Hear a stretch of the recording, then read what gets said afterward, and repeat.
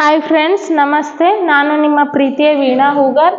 ಇವತ್ತು SSC GD notification ಬಗ್ಗೆ ಡೀಟೇಲ್ಸನ್ನು, ಸಂಪೂರ್ಣ ಮಾಹಿತಿಯನ್ನು, ಅಂದರೆ ಕ್ವಾಲಿಫಿಕೇಶನ್ ಎಷ್ಟು, ಆಮೇಲೆ ಯಾವ್ಯಾವ ಎಕ್ಸಾಮ್ ಇರ್ತಾವೆ, ಹೌದಾ, ಆಮೇಲೆ ಅರ್ಹತೆ ಎಷ್ಟು, ಆಮೇಲೆ ಏಜ್ ರಿಲ್ಯಾಕ್ಸೇಷನ್, ಮತ್ತು ಯಾವ್ಯಾವ ಸಬ್ಜೆಕ್ಟ್ ಇರ್ತಾವೆ, ಮಾರ್ಕ್ಸ್ ಎಷ್ಟು, ಅದ್ರ ಬಗ್ಗೆ ಸಂಪೂರ್ಣ ಮಾಹಿತಿಯನ್ನು ಈ ವಿಡಿಯೋದಲ್ಲಿ ತಿಳ್ಸಕ್ಕೆ ಬಂದೀನಿ. ಆಮೇಲೆ ಇದು ಏನಪ್ಪಾ ಅಂದ್ರೆ ಸೂರ್ಯ ಕರಿಯರ್ ಅಕಾಡೆಮಿ ಬಗ್ಗೆ ಹಿಂದಿನ ವಿಡಿಯೋದಾಗ ಆಲ್ರೆಡಿ ಹೇಳ್ಬಿಟ್ಟೇವಿ, ಹೌದಾ. ಆದರೂ ಈ ಸತಿ ಮತ್ತು ಏನು 400 ಮೀಟರ್ ಓಟ ಅದ, ಯಾಕಂದ್ರೆ ಫಿಸಿಕಲ್ ಟೆಸ್ಟ್ ಕಂಪಲ್ಸರಿ ಈ ಸೆಂಟ್ರಲ್ ಗೌರ್ಮೆಂಟ್ ಎಕ್ಸಾಮ್ ಇದ್ದಿದ್ದಕ್ಕೆ ಫಿಸಿಕಲ್ ಟೆಸ್ಟ್ ಅದ ಇದಕ್ಕೆ SSCಗೆ. ಆಮೇಲೆ ಎಕ್ಸಾಮ್ ಓರಿಯೆಂಟೆಡ್ CBT ಅದ, ಅಂದ್ರೆ ಕಂಪ್ಯೂಟರ್ ಬೇಸ್ಡ್ ಟೆಸ್ಟ್ ಅದ. ಅದನ್ನು ಏನಪ್ಪಾ ಅಂದ್ರೆ ನುರಿತ ಬೋಧಕರಿಂದ ಏನಪ್ಪಾ ಅಂದ್ರೆ ತರಬೇತಿಯನ್ನು ನಮ್ಮ ಶಿಕ್ಷಣ ಕೇಂದ್ರದಾಗ ಕೊಡ್ತೀವಿ.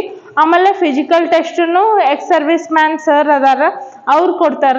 ಆಮೇಲೆ ದೈಹಿಕ ದೃಢ, ಅವು ಕೆಲವೊಂದು ಸಮ್ ಟ್ರಿಕ್ಸ್ ಇರ್ತಾವ. ನೀವು ಎಲ್ಲ ಹೆಲ್ದಿ ಇರ್ತೀರಿ, ಕರೆಕ್ಟ್ ಏನಂತ ಗೊತ್ತಿರಲ್ಲ, ಅದ್ರ ಬಗ್ಗೆ ಸಂಪೂರ್ಣ ಮಾಹಿತಿಯನ್ನು ನಾವು ಸೂರ್ಯ ಕರಿಯರ್ ಅಕಾಡೆಮಿಯಲ್ಲಿ ಕೊಡ್ತೀವಿ. ನೀವು ಆನ್ಲೈನ್ ಮತ್ತು ಆಫ್ಲೈನ್ ಎರಡಕ್ಕೂ ಜಾಯಿನ್ ಆಗಬಹುದು ನಮ್ಮ ಕ್ಲಾಸಸ್ಗೆ, ಹೌದಾ. Welcome to all.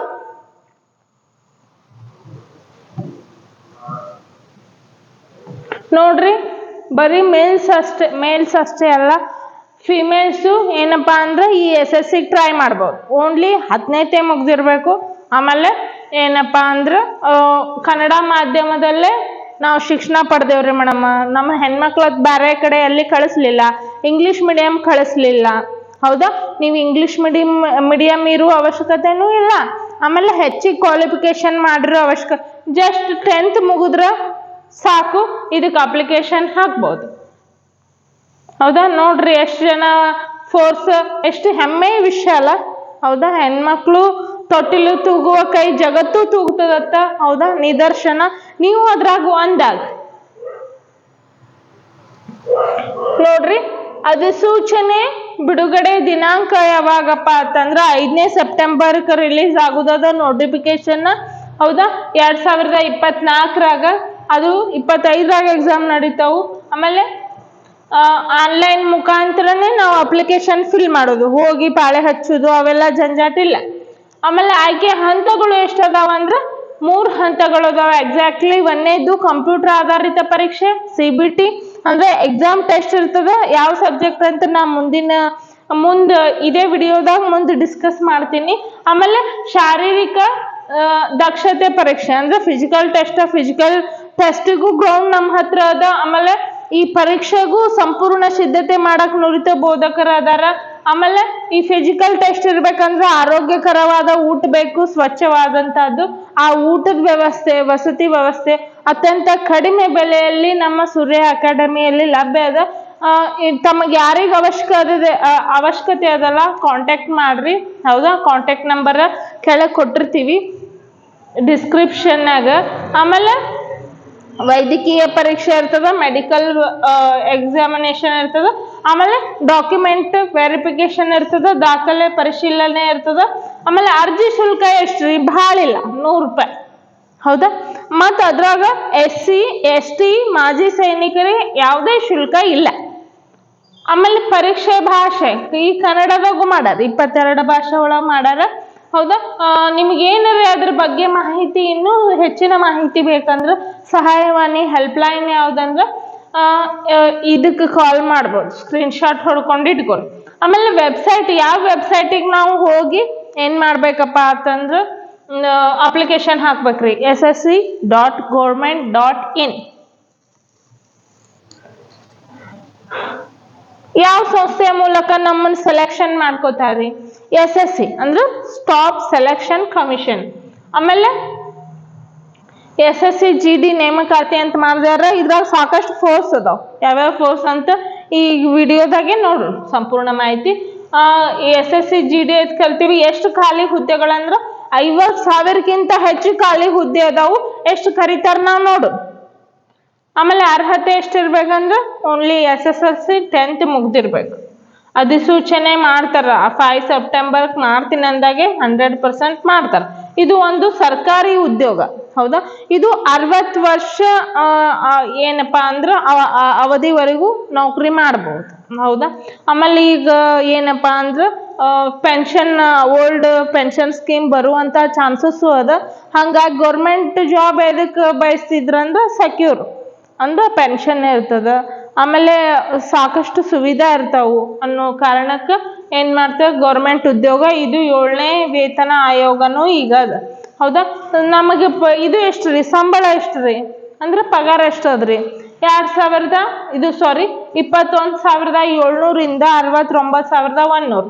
10ನೇತೆ ಮುಗುದು ಆಮೇಲೆ ಇಷ್ಟು ಪೇಮೆಂಟ್ ಆ ಊರಾಗ ಎಲ್ಲಿ ಹೋದ್ರು ಯಾವ ಕೆಲಸ ಮಾಡಿದ್ರು ಬರಲ್ಲ ನನಗೆ ತಿಳಿದ ಮಟ್ಟಿಗೆ. ಹೌದಾ, ಅಂಥದ್ರಾಗ ಇವ್ರು ಏನ್ ಮಾಡ್ತಾರ, ಚಲೋ ಪೇ ಕಮಿಷನ್, 7 ಪೇ ಕಮಿಷನ್ ಅದ.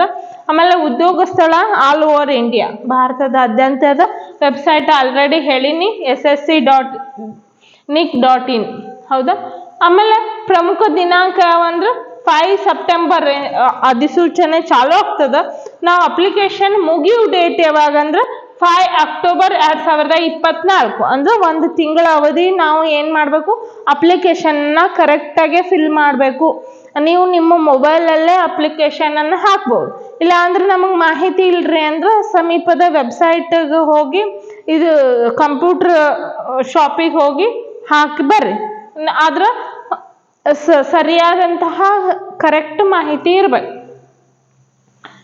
ಪರೀಕ್ಷಾ ದಿನಾಂಕ ಆಲ್ರೆಡಿ ನೋಡ್ರಿ, ಪರೀಕ್ಷೆ ದಿನಾಂಕನೂ ಕೊಟ್ಟಾರ, ಇನ್ನೂ ಅಪ್ಲಿಕೇಶನ್ನೇ ಇದು ಆಗಿಲ್ಲ. ಪರೀಕ್ಷೆ ದಿನಾಂಕ ಕೊಟ್ಟಾರ ಏನಪ್ಪಾ ಅಂದ್ರೆ ಜನವರಿ ಟು ಫೆಬ್ರವರಿ 2025. 2025 ಜನವರಿ ಅಥವಾ ಫೆಬ್ರವರಿ. ಯಾಕಂದ್ರೆ ಇದು CBT ಇರ್ತದ, ಕಂಪ್ಯೂಟರ್ ಬೇಸ್ಡ್ ಟೆಸ್ಟ್ ಇರ್ತದ. 1 ತಿಂಗಳ ಅವಧಿವರೆಗೂ ನಿಮ್ದು ಇದು ಏನಪ್ಪಾ ಅಂದ್ರೆ ಯಾವ್ಯಾವ ಡೇಟ್ ಕೊಡ್ತಾರ ಹಂತ ಹಂತವಾಗಿ, ಆ ಡೇಟಿಗೆ ನಿಮ್ಮ ಎಕ್ಸಾಮ್ ಅಂತ ಹೇಳಿ 1 ವಾರ ಇರೋದ್ರಾಗ ಏನಾಗ್ತದ, ಹಾಲ್ ಟಿಕೆಟ್ ಬಿಡುಗಡೆ ಆಗ್ತದ. ನೀವು ಅಲ್ಲಿ ಸೆಂಟರ್ಗೆ ಹೋಗಿ ಕಂಪ್ಯೂಟರ್ ಬೇಸ್ಡ್ ಟೆಸ್ಟ್ ಅನ್ನ ಅಟೆಂಡ್ ಮಾಡಬೇಕು. ಇನ್ನು ಏನಪ್ಪಾ ಅಂದ್ರೆ ಫಿಸಿಕಲ್ ಡೇಟ್ ಇದು ಆದ್ಮೇಲೆ ನೆಕ್ಸ್ಟ್ ಅಂತ ಫಿಸಿಕಲ್ ಡೇಟ್ ಅನ್ನ ಅನೌನ್ಸ್ ಮಾಡ್ತಾರ. ಆಮೇಲೆ ಫಿಸಿಕಲ್ ಡೇಟ್ ಆದ್ಮೇಲೆ ವೈದ್ಯಕೀಯ ಪರೀಕ್ಷೆ ದಿನಾಂಕವನ್ನ ಏನ್ ಮಾಡ್ತಾರ, ಘೋಷಣೆ ಮಾಡ್ತಾರ. ಆಮೇಲೆ ನೆಕ್ಸ್ಟ್ ಫಲಿತಾಂಶ. ಇವೆಲ್ಲ ಹಂತಗಳನ್ನ ಯಾವ ಲೆವೆಲ್ನಾಗ ಮುಗಿಸಿರಿ ಅದ್ರ ಮೇಲೆ ಡಿಪೆಂಡ್ ಏನಪ್ಪಾ ಅಂದ್ರೆ ಈ ಫಲಿತಾಂಶ ಇರ್ತದ. ಹೌದಾ, ಮೊದ್ಲೇನಿರ್ಬೇಕು, ನೀವು CET ಪ್ರಿಪೇರ್ ಇರ್ಬೇಕು. ಹೌದಾ, CET ಪ್ರಿಪೇರ್ ಅಂದ್ರೆ ಎಷ್ಟು ಸಬ್ಜೆಕ್ಟ್ ಅದಾವು ನೋಡ್ತೇವೆ ಈ ವಿಡಿಯೋದಾಗ. ನುರಿತ ಬೋಧಕರಿಂದ ನಮ್ಮ ಸೂರ್ಯ ಕರಿಯರ್ ಅಕಾಡೆಮಿ ಒಳಗ ಕಡಿಮೆ ಬೆಲೆಯಲ್ಲಿ ನಿಮಗೆ ಏನಪ್ಪಾ ಅಂದ್ರೆ ಶಿಕ್ಷಣ ಲಭ್ಯ ಅದ, ಆನ್ಲೈನ್ ಮತ್ತು ಆಫ್ಲೈನ್. ಆನ್ಲೈನ್ ಸದ್ಯದಲ್ಲೇ ಶುರು ಮಾಡಾರೋದೇವಿ. ಹೌದಾ, ಯಾಕಂದ್ರೆ ನಾವು ಡಿಗ್ರಿ ಕಾಲೇಜ್ಗೆ ಹೋಗ್ತೀವ್ರಿ ಮೇಡಮ್, ಕೋಚಿಂಗ್ ಬರೋಕ್ಕಾಗಲ್ಲ. ಆಮೇಲೆ ಮನ್ಯಾಗ ನಮ್ದು ಏನಪ್ಪಾ ಅಂದ್ರೆ ಸಮಸ್ಯೆ ಅದ ರೀ, ಬರೋಕ್ಕಾಗಲ್ಲ. ಅತ್ಯಂತ ಕಡಿಮೆ ಬೆಲೆ ಒಳಗ ಆನ್ಲೈನ್ ಟೀಚಿಂಗ್ ಪ್ಲಾಟ್ಫಾರ್ಮ್ ಅನ್ನ ನಿಮ್ಮ ಮುಂದೆ ತರಲಿದ್ದೇವೆ. ಹೌದಾ ಸ್ನೇಹಿತರೆ, ನೀವು ಆದಷ್ಟು ಆಫ್ಲೈನ್ ಇದ್ರೆ ಬರ್ರಿ. ಯಾಕಂದ್ರೆ ಫಿಸಿಕಲ್ ಟೆಸ್ಟ್ ಅನ್ನ ಆನ್ಲೈನ್ ಅಲ್ಲಿ ಕೊಡುವುದಾಗಂಗಿಲ್ಲ. ಇದು ಹೇಳ್ಬೋದು. ಹೌದಾ, ಎಕ್ಸಾಮ್ ಟೆಸ್ಟ್ ಅನ್ನು ಹೇಳ್ಬೋದು, ಫಿಸಿಕಲ್ ಟೆಸ್ಟ್ ಎರಡೂ ಜೊತೆಗೆ ಆಗ್ಬೇಕಂದ್ರೆ ನೀವ್ ಏನ್ ಮಾಡ್ರಿ, ಆಫ್ಲೈನ್ ಕ್ಲಾಸಿಗೆ ನಿಮ್ಗೆ ಎಷ್ಟು ಸಾಧ್ಯ ಆಗ್ತದೆ, ಯಾರಿಗೆ ಅನುಕೂಲ ಅದ ವಿಸಿಟ್ ಮಾಡಿ. ಯಾಕಂದ್ರೆ ಬಡ ವಿದ್ಯಾರ್ಥಿಗಳಿಗೆ ಆಮೇಲೆ ಮಹಿಳೆಯರಿಗೆ ಹೆಚ್ಚಿನ ಆದ್ಯತೆಯನ್ನ ಕೊಡ್ತೀವಿ. ನೋಡ್ರಿ, ಯಾವ್ಯಾವ ಕೋರ್ಸ್ ಅನ್ನ ಮೊದಲು BSF ಸಪ್ರೇಟ್ ಕರಿತಿದ್ರು, ಇವೆಲ್ಲ ಸಪ್ರೇಟ್ ಕರಿತಿದ್ರು.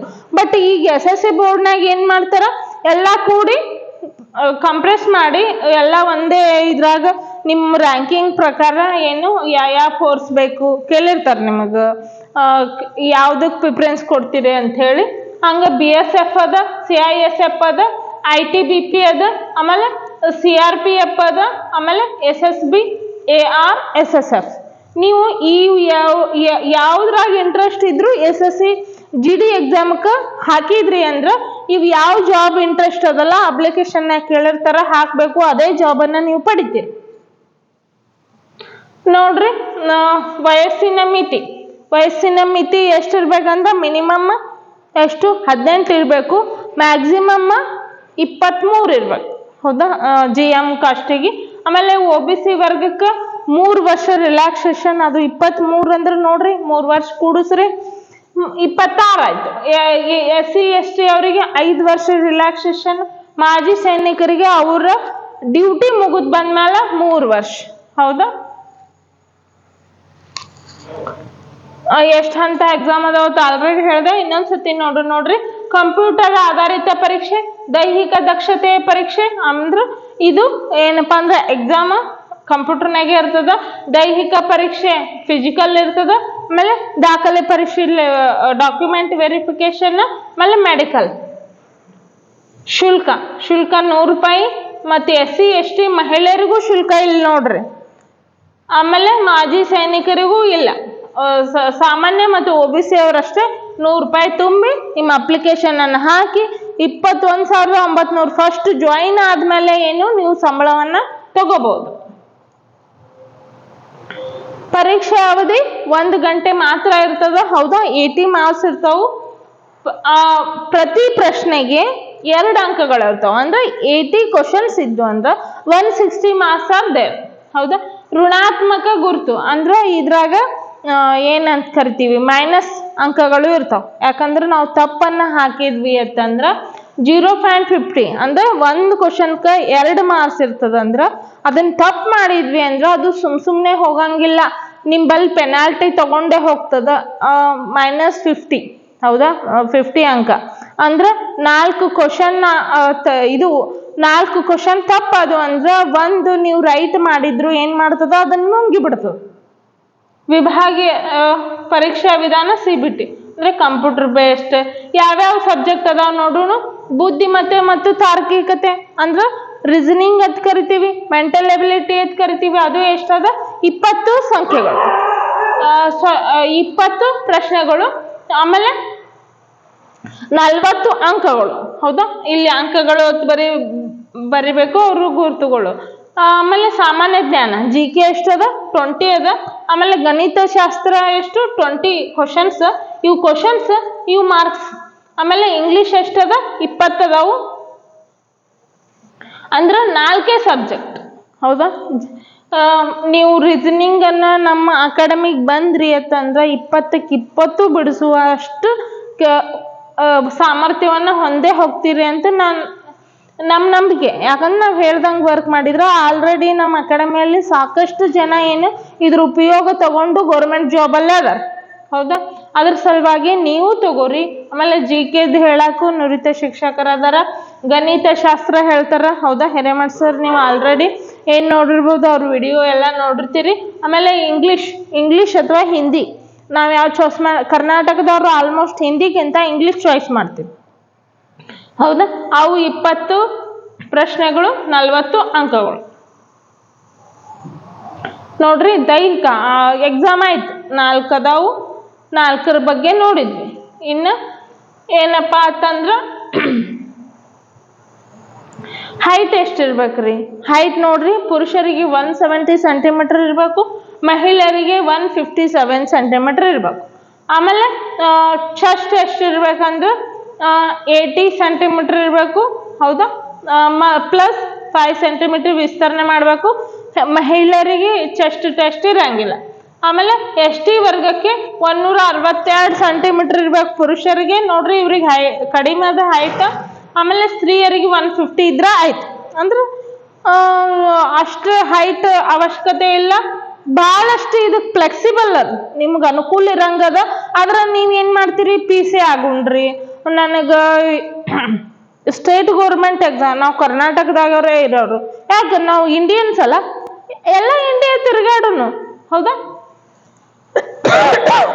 ಹಂಗಾಗಿ ನೋಡ್ರಿ, ಇವ್ರಿಗೆ ST ಅವರಿಗೆ 76 ಸೆಂಟಿಮೀಟರ್ 5 ಸೆಂಟಿಮೀಟರ್ ವಿಸ್ತರಣೆ ಮಾಡಬೇಕು, ಪುರುಷರಿಗೆ ಮಾತ್ರ.